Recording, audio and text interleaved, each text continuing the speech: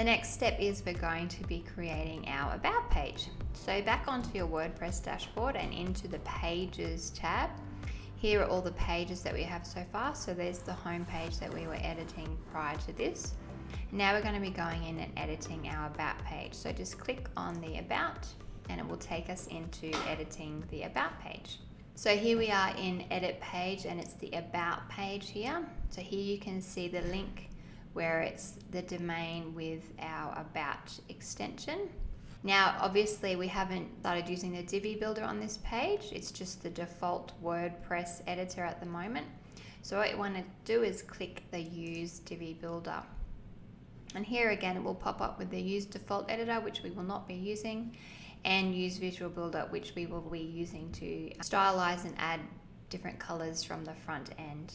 First, we're going to add our sections down here, which is what I like to do in the back end. So the first section, I'm going to be adding a header image with an About title on here. So I'm going to go into the blue section, which is the big background section, and I'm going to add an image and upload that from my files. And again, making sure you have the alternate text. And then set as background. Now I'm going to add that parallax effect again. And then I'm going to save and exit. And now I'm going to insert just a full column and the text module. And all I want to add here is the word About. I'm going to make that heading 1. Let's see what that looks like. So there you have the image behind and then you have the About. So I want to center that and I want to make it our branding color. So let's go into Design. And go down to our text color and add our brand color there.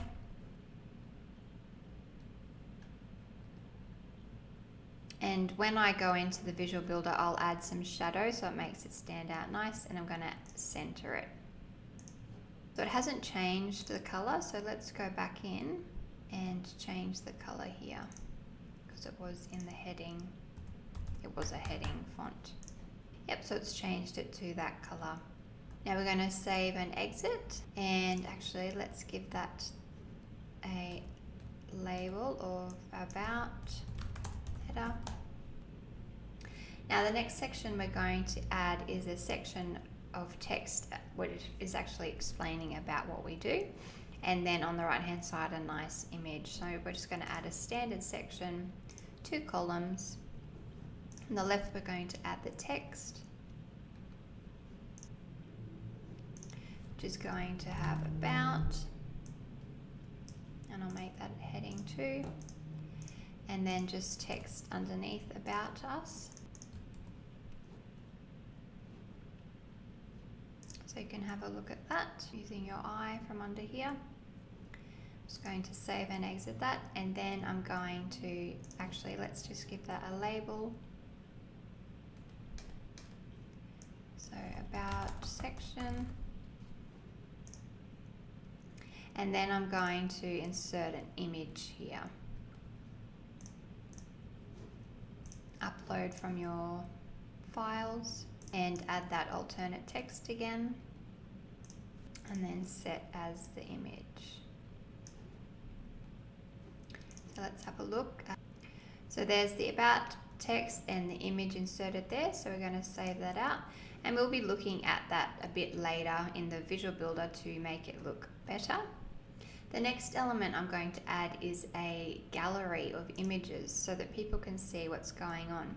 Now to add a gallery, all we need to do is go back out of here. All we need to do is insert 1 column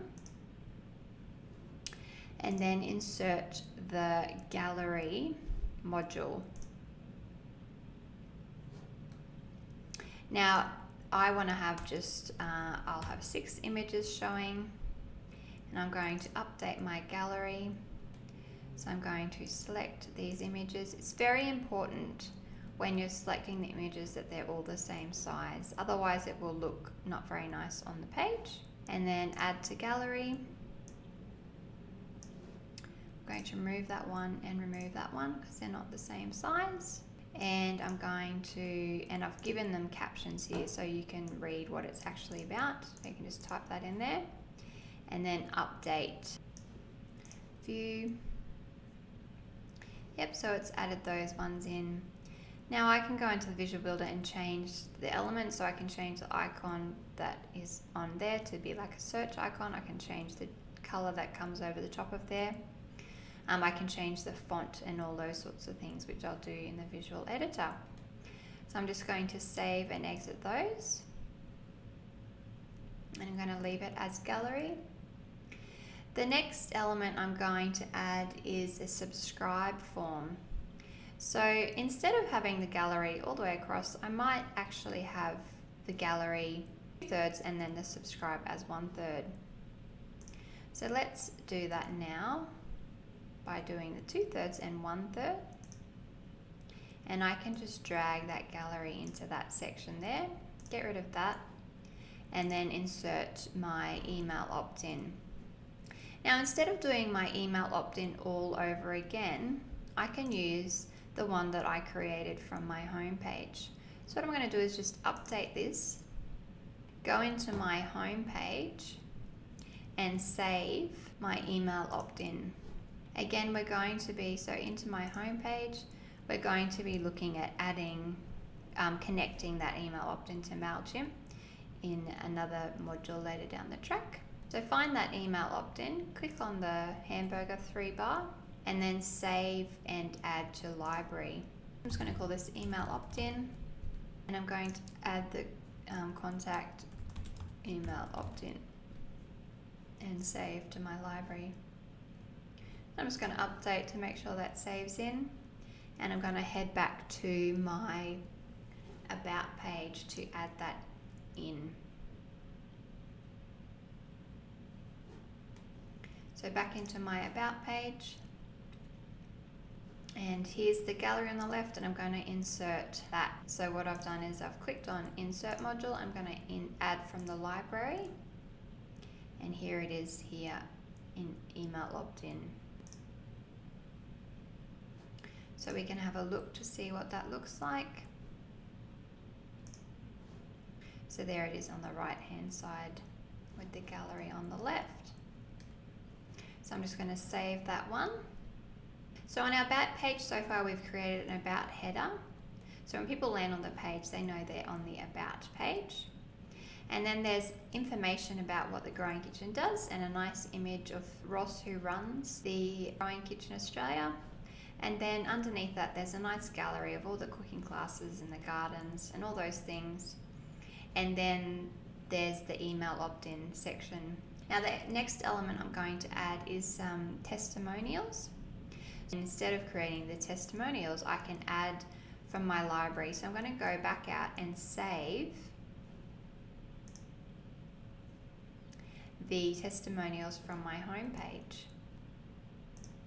So back into pages, back into home page, and then scroll down till I find the testimonial section, which is here. And what I can do is I can actually save that whole area. So I go into the section and then save and add to library. And I'm going to call it testimonial section. Now here it says save as global and make this a global item. If I click that, any changes I make to this module, it will change it on all of the pages where it's selected. So I don't want to do that for this one. And I'm just going to write testimonials. You could write reviews or something like that, and save to library. Now I also know that I'm going to be adding a contact form to my about page. So I'm again going to take the easy road, and instead of recreating this whole section, I'm going to save this contact form section that I created before. So I'm going to save and add to library, call it the contact form section.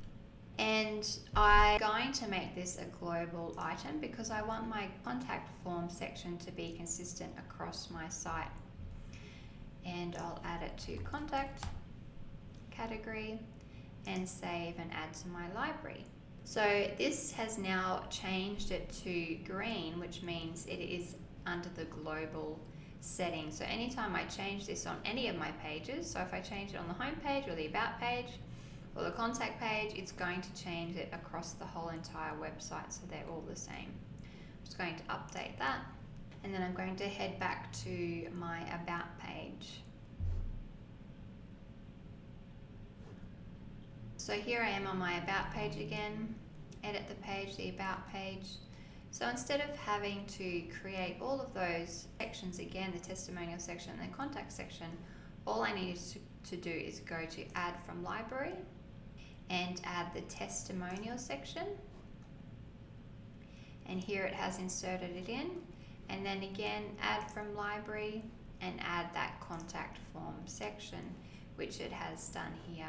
Again, if I go into this green global section, if I change anything within this section, it will change it on the home page as well, which is where it is at. Now I'm going to update that. And so we have added all the columns and modules into this back end section, which is what I like to do first. And that's for the about page. And then I can go into my Visual Builder and change the elements as I need to. So a Visual Builder, and adjust anything that we need to on the about page from the front end. So here is the about page of what we've created. So this was the header with the title. And what I want to do is I want to add some shadow around my text. So I'm just going to go into heading text and go down into the shadow. Make that darker. That will do for now. I actually am not a fan of that image, so I will be changing that image at a later date.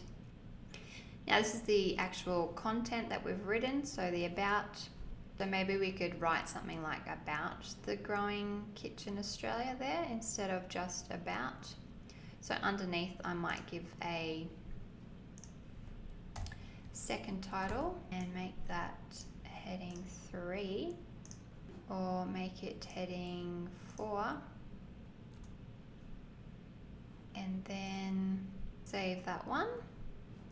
Now the image over here is okay. I might get a better image. So when you're thinking about images, it's good to get yourself doing something. So for me, to get a photo of Ross, it would be good if he was in the garden or he was actually up cooking. So I'll need to get a photo like that. Now I might add a shadow effect to the image. So that makes it just pop out a little bit.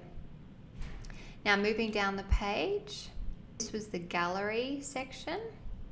So I've only added 3 images, so it might be a nice idea to have 4 images there so it looks a bit better. I could also make this section a scrollable section, and to do that I just go into design, layout, instead of grid I can make it slider. So let's see what that does. So now people can then slide through those images instead of having the grid effect. And then people can go and click through the images like so. If I am doing that scroll through effect, it's important that I make my images a higher resolution because that looks very grainy. I can also give it a box shadow.